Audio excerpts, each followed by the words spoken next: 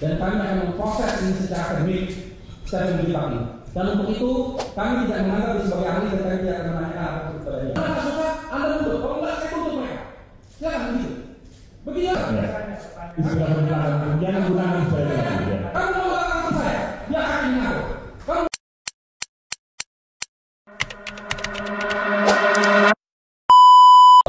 kalau Anda nggak suka, Anda tutup. Kalau nggak, saya tutup mereka. Silakan begitu. Begitu aja. Bagi kami ini penjiplakan. Ini komanya itu sama persis. Istilah penjiplakan kami berkata. Silakan bertanya. Istilah penjiplakan, jangan gunakan saya. Kamu mau melakukan saya? Dia akan mengaku. Kamu mau mengaku? Saya ngatur hukum kalian siapa dulu? Makanya semuanya ya. Dan semuanya ikut ke depan. Minta saya tinggalkan di sini. Ya. Ya. Kami ingin menegaskan. Ya, ya. Ini kesempatan kami. Kami ingin menegaskan bahwa setelah membaca yang tertulis dari saudara ahli yang dikatakan dari diakui dibuat sendiri, lalu ternyata kami kritik sama persis dengan dibuatan keadilannya, kami meragukan keahlian saudara. Dan kami akan memproses ini secara akademik, secara menjadi. Dan untuk itu kami tidak menganggap sebagai ahli dan kami tidak akan menanyakan apa kepada dia. Terima kasih ya. Kapten Timnas Amin. Siap, Saya lihat wajah siap. sudah berseri, semakin ceria. Ini menampakkan kepada kita semua bahwa Pak Tom Lemon sebagai kapten sedang menikmati kemenangannya di dalam pilpres ini. Kira-kira seperti itu ya, Bung Tom. Kira-kira sedang menikmati nih kemenangan kan? Setuju Pak, setuju Pak. Oke. Bangga betul ya. Oke. Dan terus terharu. Terharu karena menang ya. Kemenangan rakyat. Atas berbagai kemenangan. Oke. Ya, dan berbagai keberhasilan. Keberhasilan. Yang sudah kita capai. Ya. Benar-benar luar biasa ya. Luar biasa ya. Dengan serba keterbatasan. Tidak ada duit. Tidak ada uang. Udah Tidak terkenal ada sekarang. baliho. Tidak ada baliho. Ya kan, tapi Hasilnya luar biasa. hemat saya begitu. Hemat saya begitu. Ya, jadi tentunya proses masih berjalan. Dan kita harus menghormati sekaligus siaga terus mengkawal ya, proses hitungan suara. Ya, saya harus hati-hati untuk tidak bicara terlalu dini. Ya. Tapi berbagai data yang saya lihat jelas menunjukkan bahwa mayoritas daripada masyarakat kita itu di garis perubahan. Berarti ini menarik nih data. Pak Tom Lemon sudah bicara tentang data. Berarti kalau data mereka sudah miliki bahwa tim Amin ini sudah yakin sebenarnya bahwa kemenangan ada di pihak mereka ya. Begini, di pihak perubahan. Perubahan. Ya, jadi kalau kita gabung Anies Mohaimin dengan Ganjar Mahfud. Oh, itu perubahan ya semua. Kemenangan rakyat. Kemenangan rakyat atau mayoritas daripada masyarakat tidak di sisi status quo. Tidak menolak sisi, status quo. Menolak status quo atau menginginkan perubahan, ya, tidak bersama dengan incumbent, ya, tidak bersama dengan penguasa. Paslon 2. Ya, dan sebagai proksi penguasa tentunya 02. Ya. Sekali lagi saya tidak mau bicara terlalu dini, tapi bagi saya melihat berbagai macam data itu jelas sekali. Ya, bahwa kalau digabung antara 01 dengan 03 itu jelas mayoritas daripada masyarakat. Jadi kalau digabung suara 01, 03 sebenarnya ini memberi pesan kepada kita bahwa ini adalah kemenangan rakyat yang menolak status quo. Kira-kira seperti itu, Pak Tom. Betul, Pak. Betul. Dan saya khususnya sangat bangga atas simpul-simpul relawannya. Dan kita bicara belak-belakan ya, Pak Abraham kan sangat terkenal. Bicara sangat belak-belakan. Pak Tom Lemon sekarang yang terkenal ini. Apa istilah relawan itu kan dalam beberapa tahun terakhir mulai mendapat konotasi negatif. Ya kan, karena bukannya bekerja tanpa pamrih, tapi dengan harapan ada imbal. Ada bargaining. Ada bargaining, ada imbal balik dan sebagainya ya.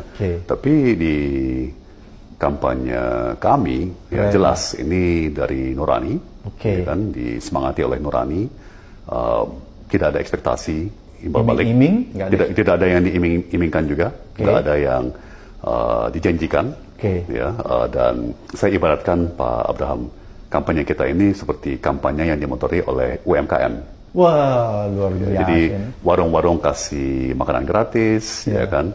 restoran-restoran kasih makanan gratis, pedagang-pedagang kasih aqua gratis di daerah-daerah ya, di lapangan gitu, dibandingkan sebuah kampanye yang dimotori oleh oligarki. Jadi uang kita itu bottom up, ya, dari benar-benar pedagang, warung, pengusaha menengah, ya, dan sama sekali tidak dari konglomerat. Sementara ada satu tokoh yang sudah jelas-jelasan menyampaikan di ruangan ini ada sepertiga ekonomi atau orang-orang yang menguasai sepertiga daripada ekonomi Indonesia, dan mereka mendukung Paslon 2. Paslon 02, ya kan.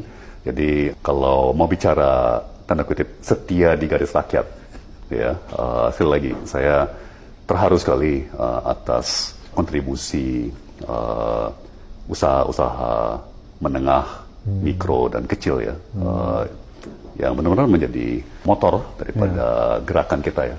Jadi ini udah memperlihatkan kita semua bahwa betapa kalau hati nurani yang bergerak itu nggak bisa lagi dibendung ya, kira-kira seperti itu ya, Bung Tom. Menarik tadi Bung Tom bilang, ini bukan digerakkan oleh oligarki, tapi digerakkan oleh semacam UMKM ya, yang ada di bawah. Tapi saya mencoba berpikir ya, Bung Tom, nggak apa-apa saya panggil Bung Tom ya, Please. bahwa kira-kira apa jadinya kalau sebuah pemerintahan itu terpilih, tapi pemerintahan itu pemerintahan yang didukung habis, atau pemerintahan yang disetir oleh oligarki. Apa yang bakalan terjadi? Kemarin saya di satu panel ya, Pak Abraham diundang Pak Karni Ilyas.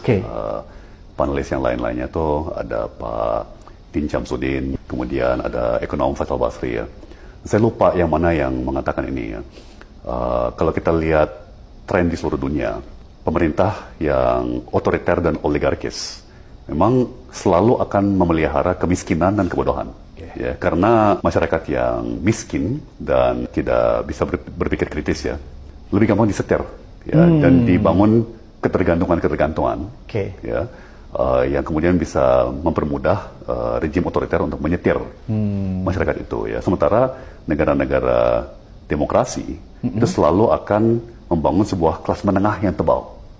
Ya, kelas menengah yang tebal, yang kuat, ya, yang tidak rentan, karena itulah tulang punggung sebuah demokrasi dan juga tulang punggung sebuah ekonomi yang sehat dan imbang. Itu kelas menengah, Pak. Jadi kelas menengahnya selalu dibangun agar dia berkembang ya.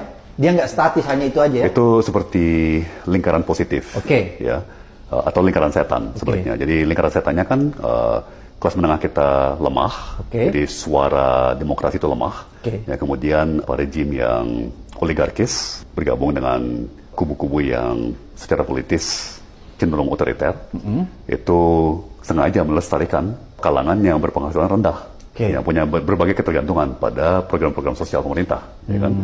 Sementara dan itu akan semakin parah, ya. Ekonomi akan makin lemah, makin banyak orang yang merosot dari kelas menengah ke kelas bawah, ya, dalam situasi seperti itu.